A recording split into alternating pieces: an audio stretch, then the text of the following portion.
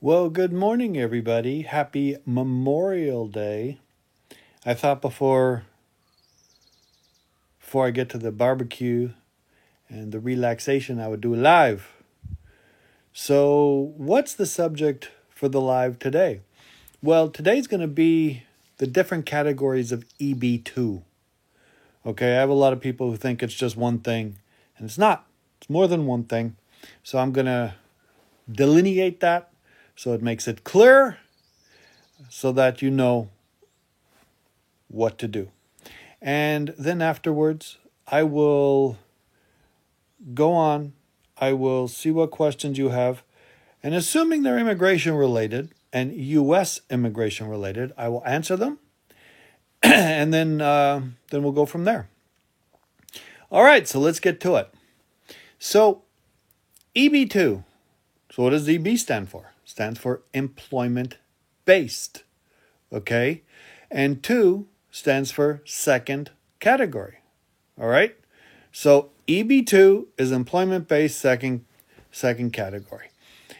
Keep in mind that the vast majority of people who get the green cards in the U.S. will do it on EB3. And that those who are extraordinary aliens, as it's referred to, and outstanding professors and so forth, it's EB1. So as you can see, first preference is the hardest to get, then second, then third. So we're concentrating on EB2 today. So what categories are inside EB2? Okay, I get a lot of people who will just email me and say,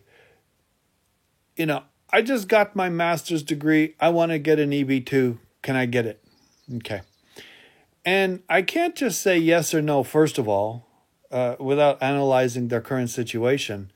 But the first way to get an EB2 is what's called NIW, or National Interest Waiver.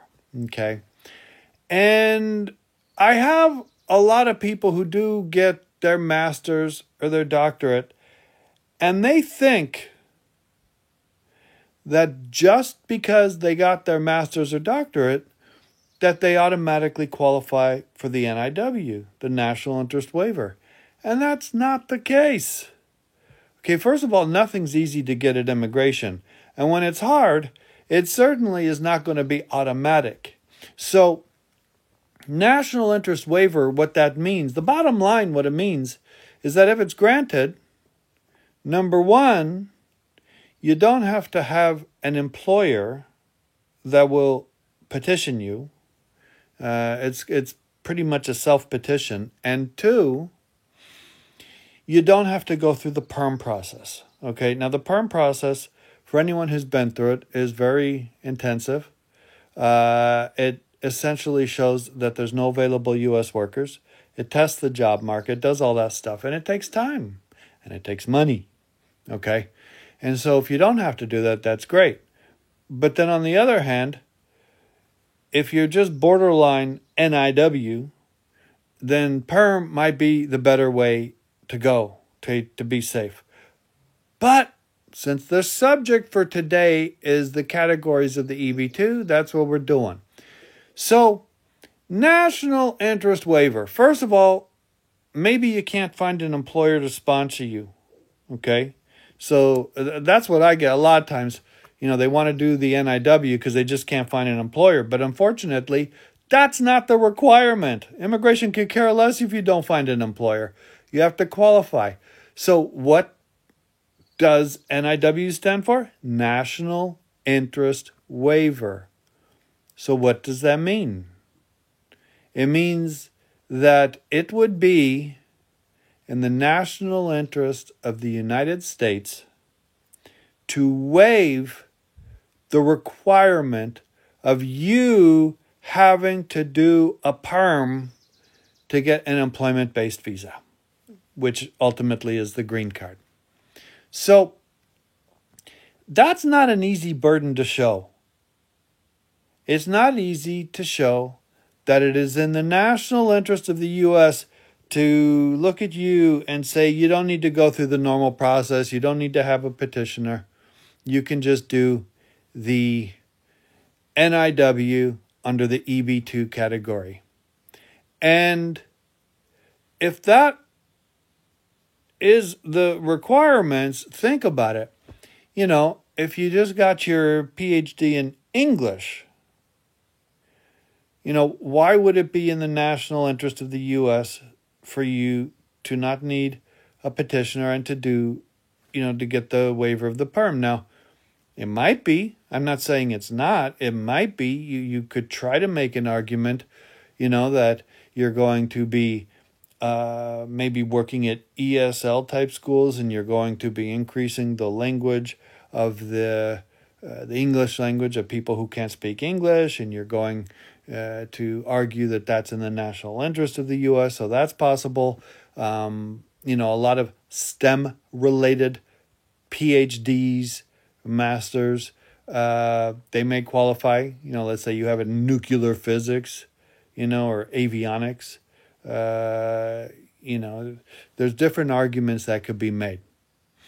But bottom line is it's the discretion of the official whether or not to actually grant the NIW. Okay? So don't think that just because you got a master's or a PhD that you got to shoe in easy peasy on the NIW. Okay? That's not it. By the same token, it's possible to do the NIW and the perm at the same time. Okay? Whichever one gets around the track first wins. Okay. So that's the first category of EB2. The next one would be anyone who has a master's or PhD. Okay? Now, we just spoke about those who have master's or PhD, but those are the ones that want to try to do the NIW and not go through the regular perm process, not have a regular petitioner. So for those who have an employer that wants to petition them, and of course pay the attorney's fees and advertising fees because that's the law, and has a master's or a PhD, and that's the normal education for the position, then the EB2 would be your category, okay? Keep in mind, when you do the perm with an EB2, the wages are going to be a lot higher than with an EB3. I mean, you know, if you're doing a position that requires a master's or a doctorate, it's going to require more on the prevailing wage than if you have just a bachelor's, which that would be EB3, okay? So that would be the second category. So regular perm process, regular petition, okay, master's or PhD. And then the third is similar to that, except you can show that you have exceptional ability. Okay, if you show you have exceptional ability, then you may be able to get in easier than if you just do the regular where you have the master's or the PhD. Keep in mind, you still need to have the perm. You still need to go through that process, but you would show that you're in the exceptional ability. Okay? And then there's the subcategory for physicians, but that's a whole nother story. All right? So that, in essence, is the breakdown of the different categories of the EB2, how you qualify, and what you need to do. Now, I realize that, you know, your, you know, particular understanding of the EB2 may have been just the NIW or National Interest Waiver, but trust me, it's different levels of the EB2. And as an immigration attorney, I would basically determine which is the best for you. Then we go on there. I have some clients who are dead set on the National Interest Waiver, regardless if I think they qualify or not. And if I think there's no realistic chance, I won't take the case. They'll have to find someone else. Okay? That's how it works. So, that's that. Let's scroll back here through all these people who joined and see if we have any questions. Okay. All right. So I hope everybody's doing well today. It's kind of muggy out today. It's kind of weird. It's the first day officially of, summer vacation supposedly. And as of now, at least in Southern California, there's no sun. Okay. Let's see. I know it's a holiday, so a lot of times people don't want to ask questions on holidays. So we'll just see. If we don't have any, then we'll just call it a day. If we do, well, then I'll answer them. Okay. Let me just scroll down here. We have a lot of people that joined, but not a lot of people with questions. Okay.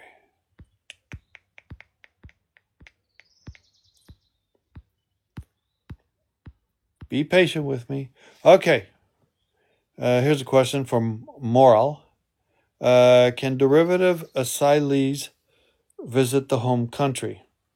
Then you put, for my understanding, not the main applicant. Thank you. I know what that means. Okay, well, first of all, I'd need to know exactly where in the process you are. I mean, I understand you're a derivative asylee, but do you have your green card yet as a derivative? If you do not have the green card as a derivative and you're still being petitioned to apply for the green card, that would not be a good idea, okay, for a couple reasons.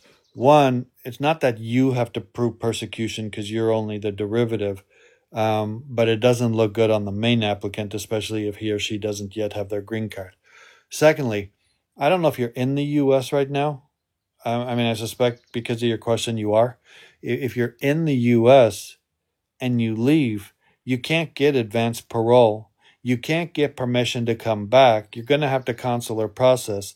And then you've just made life much more difficult for yourself. So even if I said there was no problem and no issues, you still shouldn't do it. You still should wait until you have the green card in your hand before you leave to go back to your home country. So unless your mother is dying, you need to wait. Okay? Alrighty. Let's see what else we have. How can some start EB2 category outside the United States? This is from Chocolates. Chocolates, is that your name or that's what you like? The answer is yes. You absolutely, positively do not have to be in the U.S. while you're doing EB2. Let's say, Chocolates, you're in France right now, which I don't know, but let's say you're in France. And let's say you just got your master's in electrical engineering, okay? And let's say that you have contacted Boeing, and Boeing is willing to petition you to, under an EB2 category, to do some type of electrical engineering job on the panels of their 737s, okay? They can petition you for the EB2 while you're sitting in France having your hors d'oeuvres. It doesn't matter. And the purpose is once everything goes through and the EB2 would be approved, then of course you would have to do consulate processing in which to come into the U.S. As a lawful permanent resident. If you're in the U.S. and you do an EB2, you have to maintain your status. Just filing for EB2 does not by itself give you status. It's an application to ultimately get the green card. So if you're in the U.S. and you have no status, you can do an EB2, but it might not help you because you might not be able to adjust. And then if you leave the country, you might be subject to the 10-year bar. So in some respects, if you're outside the U.S. and not subject to any waivers, it's actually easier to do the EB2. Okay? Alrighty. How long after filing the 485 for an EB2 do we usually get the green card? Well, that depends. I mean, I'm assuming the EB2 has been approved for you, okay? This is for just watching. When you do the 40, people are explaining to me, I don't know if you're doing it for my benefit. They're saying the 45 is the adjustment of status. Thank you. Or are you doing it for the benefit of the other people watching? Assuming you qualify and you file for it, it usually takes 6 months to a year, but it depends where you are, okay? If you're in New York or Florida or Texas or LA, it's going to take a lot longer than if you're in Minnesota or Idaho. Okay? That's just how it is. It's just the backlog. Okay, but if you do it properly, I would just calendar for about a year. Okay? All right. This is from Chocolate again. How about a novice who doesn't know what company needs to apply with? Can a lawyer help? What you're actually asking is if the lawyer can be and find an employer for you. And while some may, I don't. Okay, I don't do that. That is for you to find. Okay, that's because not only do you have to find an employer, okay, you have to find an employer that's going to be paying the proper wage. Many employers will agree. The EB-2 is not required that they pay the fees, but a lot do. Okay, and a lawyer isn't an expert in whatever it is you might have, majored in. Let's go back and let's pretend you majored in electrical engineering. Okay, I don't know anything about electrical engineering. I don't know if you qualify to work on the panels of a 737 and if Boeing will find you attractive or not. I don't know. So the answer is generally a lawyer cannot be, looking for jobs for you. Okay. The lawyer can find or can do the immigration work. If you say you're a novice, you might be a novice, which is fine if you have your master's and or PhD. Okay, you might have walked out with your master's yesterday and never worked a day in your life, and you can still qualify for the EB-2. Okay, that doesn't mean that it'll be easy, but you can do it. Okay, but you have to you have to find the employer, and I'm not here to tell you that that's an easy job. It's not easy if you're an American citizen sitting next to Boeing who got the degree who can walk in for an interview tomorrow. It's not easy. Okay? But if you want to make it easier, make sure an attorney who knows what they're doing does the employment petition for you once you find the employer. Thanks for the rose, boss. Okay. Let's see. All right. So, boss, who just sent me a rose and GG, thank you. This is your story, your question. You say, I'm in asylum, and me and my kids, they had an arrangement. Police was called. Now he's in jail on bond. I'm not sure I understand exactly what you're asking, but bond and has an ICE hold. Okay. So, first of all, if you're filing for asylum, your kid, I assume that's the one that's in jail, and he may be on bond, but you have an ICE hold, which means he's still in detention. Couple things. If your kid is under 21 and you're applying for asylum, then he would qualify as a derivative, but it doesn't mean he qualifies for the green card right away because you have to qualify in order for him to be a derivative and apply for the green card. But assuming that's the case and there's a possibility and you're still fighting it, I need to know why he was put in detention. Okay? I need to know if he is inadmissible on some manner, and that, of course, will affect the case. If he has bond, but he has a nice hold and they're not letting him go, it would appear to me he probably got a criminal bond. Okay, in criminal court, in criminal detention, and he's not in immigration detention yet, which means that he probably and most likely needs both a criminal attorney and an immigration attorney. Okay, he cannot sit there and plead guilty to something because the criminal attorney says, "Oh, I have a great deal for you. You plead guilty to this, you'll be out in 5 days." Except he might be telling you to plead something that is atrocious under immigration law. Okay, it depends. So you need to make certain that he is represented by both. Okay. All right, J Joy. Say that fast 5 times. Deportation admin closed. VAWA approved. Now in process 45. Do I have to recalendar and terminate? Okay, well, something about this sentence doesn't make sense. Okay? If you're in the process of the 485, which is the adjustment, then that means, from what I'm guessing from what you're saying, you're probably filing a normal 485 because the VAWA, which is the battered spouse petition, was approved. And you're probably going to file it with USCIS. And what's going to happen is they're going to deny it straight out because they're going to say they do not have jurisdiction because you have a case which has been admin closed by the court and the court retains jurisdiction. Okay?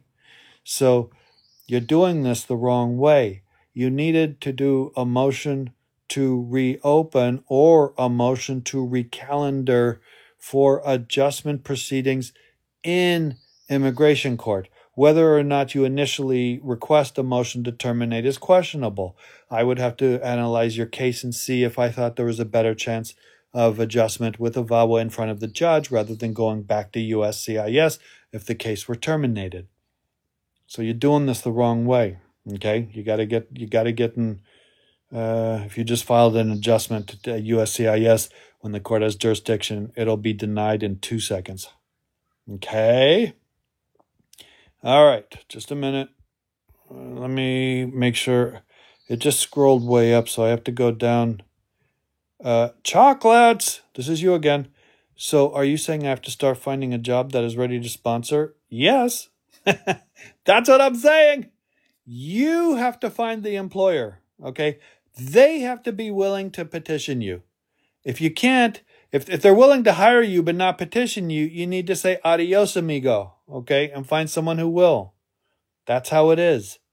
Now, if you call, that's why some people in your case will say, well, can I just get an NIW? Which is the purpose of this live. Because then you don't need to have an employer that will sponsor you, okay? So, Just sent a gift. I think your name is Just. Thank you. Okay, so that's that. Let me see if I missed questions when it scrolled up. 1 second. J-Joy, you asked the same question like 5 times. Mohammed Bags, you were deported now. Well, I need to see why you were deported. Because your next question is after you're deported is when you can come back. So I need to see why you were deported. I need to see if there's a way that I can do a motion to reopen or see if I can get a permission to re-enter or waiver. And I need to see how you can come back. Even if all that's approved, you need to have some valid way of coming back. And it's certainly not going to be on a visitor visa. I have people who are deported and then 3 days later want to try to come back with a waiver on a visitor visa. That's not going to happen. Okay. Chocolate, can I get lawyer's help from start to finish? Yes, except if the word start to you means finding an employer, the answer is no. Okay. Alrighty. Let me scroll down, see if we have any more questions. Okay. 1 second.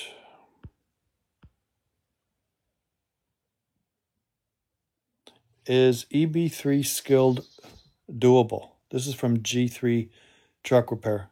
Of course it is. Absolutely.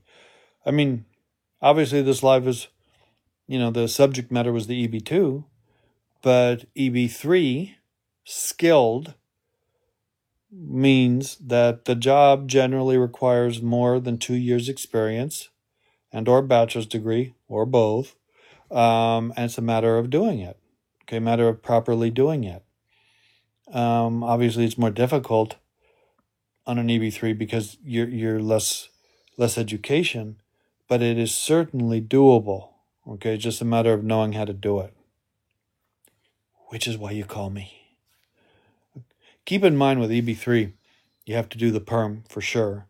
And the law says that the company that's petitioning you not only has to agree to petition you, and do everything necessary for that, they have to pay the attorney's fees and the advertising fees for the entire perm process. And they cannot take that out of your salary. They can't take it out of your future salary. You cannot reimburse them, any of that.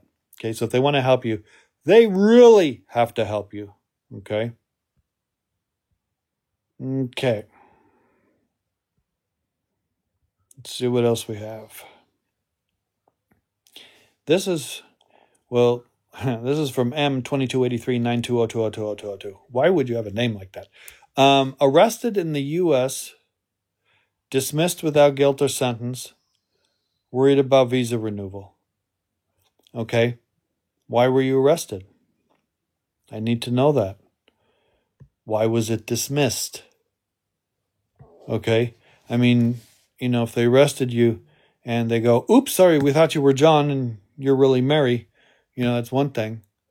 But if they arrested you and then you did some type of rehabilitation in order to get it dismissed without guilt, then that is a conviction for immigration purposes, and it makes you inadmissible. So I need more information to know how to help you. Okay, this is from Evidence. In law school, second year, the entire year, one of the courses is called Evidence. Okay, hi, sir. How about an international student who work outside? Will this affect his paper for a green card? I think what you're really telling me is that you're here on an F1. You have worked without status, and now you want to apply for the green card. And the answer is yes, absolutely. Okay, you want to not do that because then become inadmissible. You're violating your status. There's all kinds of bad stuff that could happen. There is a provision that will allow adjustment, assuming everything else qualifies, if you've only violated your status for less than 180 days. So if you've done what I think you did, and you've worked less than 180 days, you need to stop right away. Okay? Nurse Jess, oh God, it just scrolled way back up. I was about to read your question, and it just went whoosh.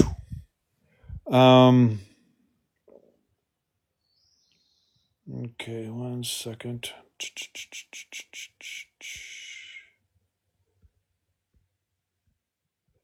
Nurse Jess, are there any updates with the I-130? Updates in what regard? I mean, the I-130 is a petition that has to be filed based on the family-based preference. So I need to know why you think it's been updated. Are you talking about the priority dates? Because those are updated every month. Okay. Mary Key, doing a diversion program. Should I wait 3 years to apply for citizenship? What's the case is dismissed?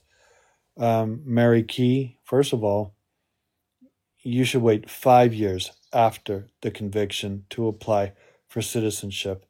Okay, there's laws that make it so they can't use that solely against you at that time. So it's not a matter of 3 years, it's 5 years. Secondly, if you're in a diversion program, did you have an immigration attorney advise you? Because you might be in a diversion program, but that doesn't mean that everything will be hunky-dory under immigration law once you complete the program. Okay? All right? Let's see.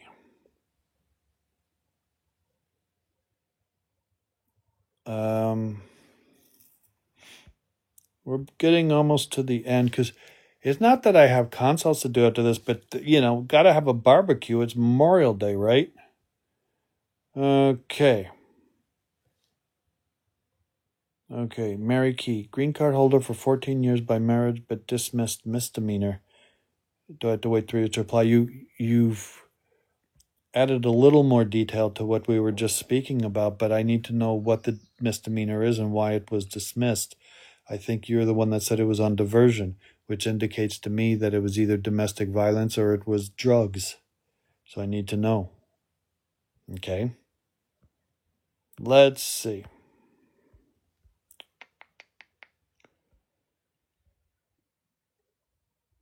Okay, so you're telling me it's burglary with 3 third degree. Case was dismissed by prosecutor.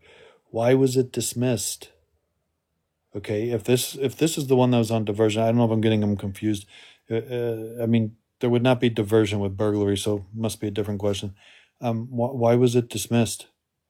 If it was dismissed and there was really no conviction under immigration law, then you can apply for citizenship the day you qualify. You don't have to wait 3 years. Why would you have to wait 3 years for something you never had a conviction of? Okay, but keep in mind in immigration law, during the interview, they're going to try to get you to say the elements of burglary. And even though you don't have a conviction, that would then get you denied and make you inadmissible. So you have to be careful.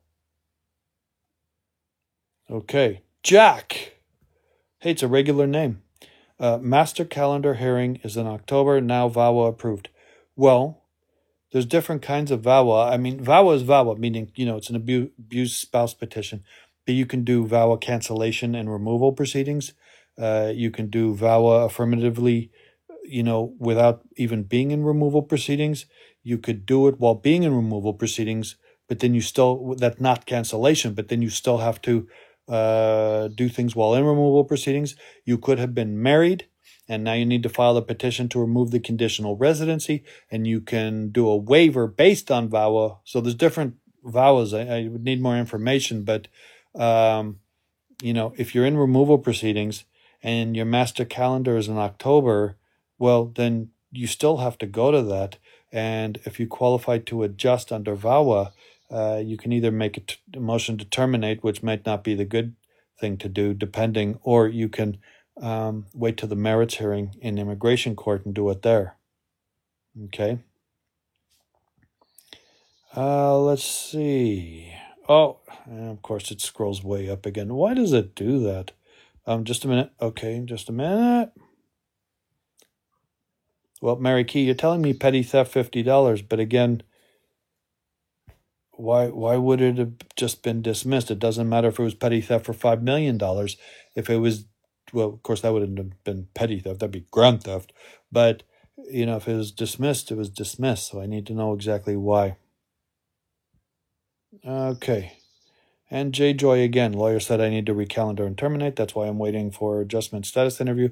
Again, if you filed the 485 and the immigration court has jurisdiction, you do not want to go to that interview, because the way things are today, they might take you and put you in detention.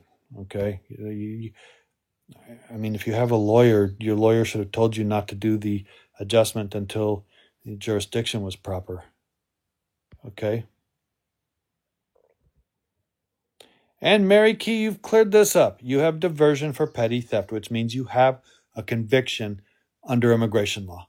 Period. Okay? You need to wait 5 years. Okay? Glad we cleared that up. When you have a crime, and the only reason they're dismissing it is because you have complied with the terms of what they're telling you to do, that means that it is a conviction. Mary Key, you are confusing the issue here. You thought it was 3 years when married to American. It's 3 years to apply for citizenship when married to American if you are not ineligible. Okay? You committed a crime. It doesn't matter. It was dismissed. It was dismissed through diversion, which means you have a crime under immigration law. And if you apply before 5 years is up, they very likely will deny it for lack of good moral character. Okay? You can try, but don't say I didn't warn you. Okay? All right. And with that, we're going to conclude the, one other thing, Mary Key. I love when people say other lawyers said this and that. I don't care. Okay? I mean, what does it matter what other lawyers said? Does that, if every lawyer was the same and every opinion of every lawyer was the same, why would there be lawyers who specialize in different things? Okay, I specialize in immigration and nationality law. Okay, I have 30 years of experience, and I've been around the block. Are these other lawyers newbies? Okay, do they do immigration part-time? Go ahead and ask me a tax question, And I'll guarantee you, if I give you an answer, you should not take what I say. You should go to someone who practices tax law. Okay? So, just because somebody, lawyer, said something doesn't make it gospel. All right? All right. So here we go. Everybody have a good Memorial Day. If you don't happen to be in the U.S., well, you have yourself a good day. All right, then. I'm signing off.